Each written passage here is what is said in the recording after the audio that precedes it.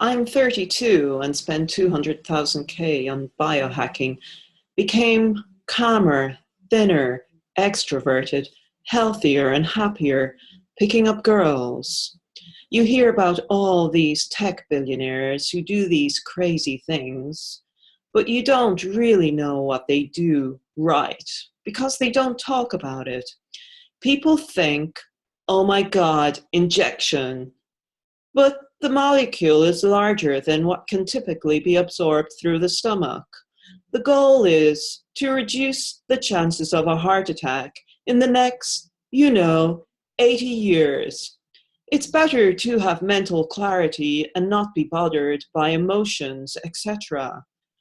Good mood, confidence, focus, energy, willpower, stress, resilience, brain power, calm, health, longevity, removal of social anxieties, and inhibition, all the time with minimal investment of time and minimal risk. Huh, I'm not really sure. I certainly do. I'm not sure I can answer that question. A lot of challenges, anxieties, insecurities, introversion, weight loss, focus, anger management, and procrastination issues. At first, I just started reading a lot of scientific research, and basic things stuck out. Don't eat sugar, do take vitamin B. Gradually, I just started asking myself more complex questions. How can I optimize my hormones? That's kind of risky. To do without a doctor, I had a long list of questions that I would assemble. Then I would go find doctors who claimed to have the answers. I would send them this huge agenda saying, I want to sit down with you for a long time and talk about them. I had experiences with more traditional doctors where I would say, hey, I would like my blood sugar to be lower than average at the age of 27, or I have slightly elevated mercury. We should fix that. And the traditional doctor would say, oh, mercury, your hair isn't falling out. Come back when your hair is falling out. Come back when your hair is falling out is not a very good proposition. I don't want my hair to fall out. I don't want to have cancer when I'm 80. Medical team, they have a small number of clients for whom they do this kind of work. One of the biggest challenges for the regular person wanting to do preventative medicine is that there are very few doctors in the world who do this way.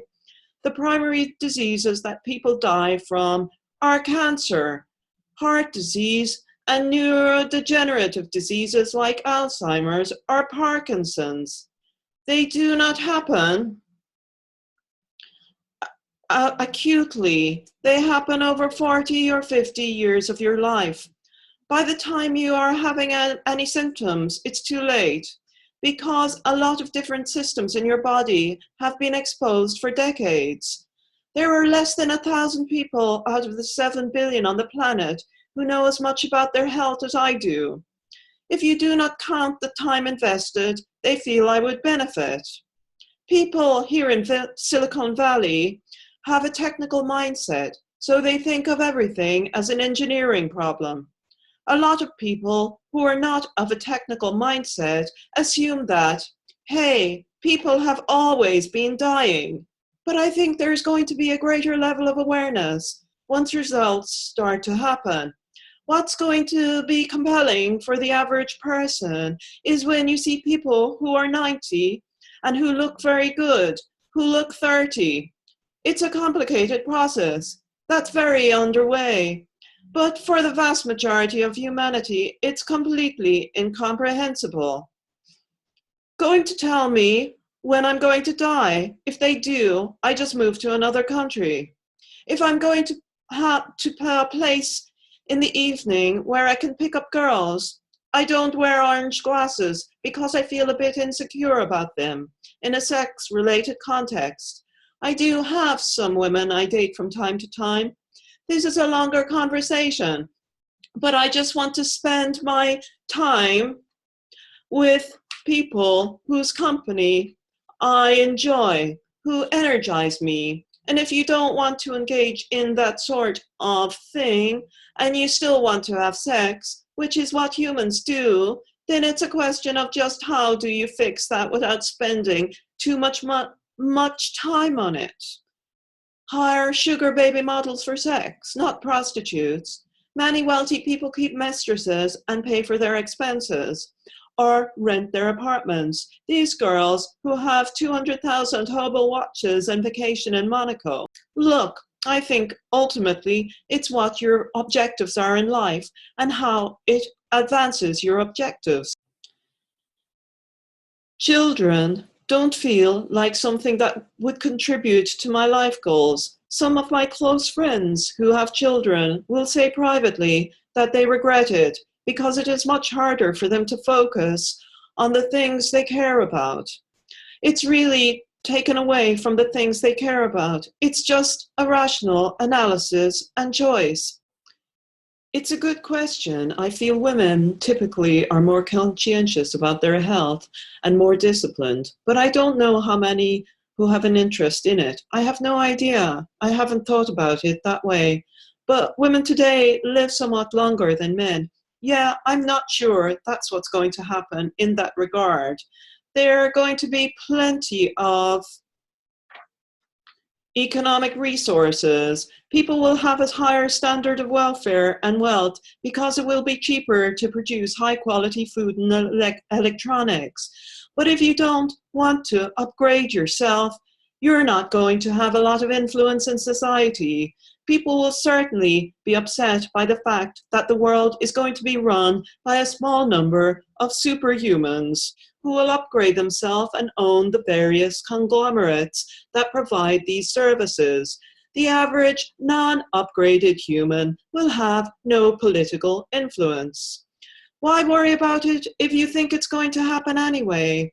I'm quite convinced that it's inevitable, and the second bit is really hard to predict what the world is going to be like. People might spend most of their days playing around in super cool virtual worlds and be happy. There are going to be a small number of superhumans who go off to other star systems because once you're immortal and super intelligent, you don't really care about the rest of humanity. Why would that matter? You might as well go off and build what you want to build. The desire to dominate other people, that comes from our monkey past. Ultimately, the real value is being able to upgrade yourself and become something much better and smarter and live for millions of years and explore other planets.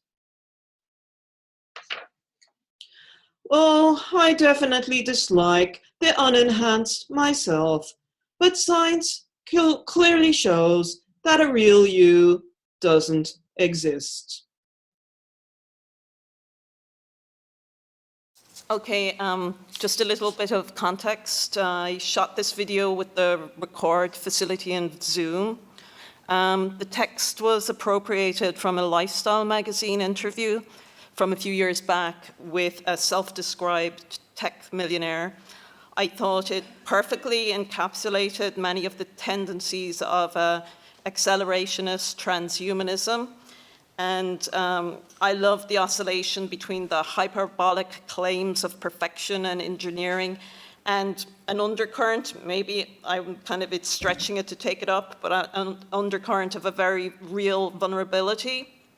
And I like the push-pull kind of, and the desire for connection, as well as this extreme personal exposure, and which has become a norm in media culture. And I just cut out I kept the text and cut out the interview questions. I was originally thinking of doing it just as a performance, but then I decided to record it on Zoom, and I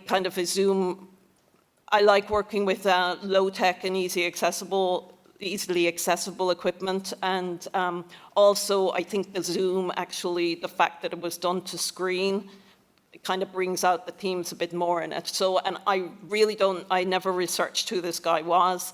It just seemed almost to be a parody, so I never wanted to find out for sure,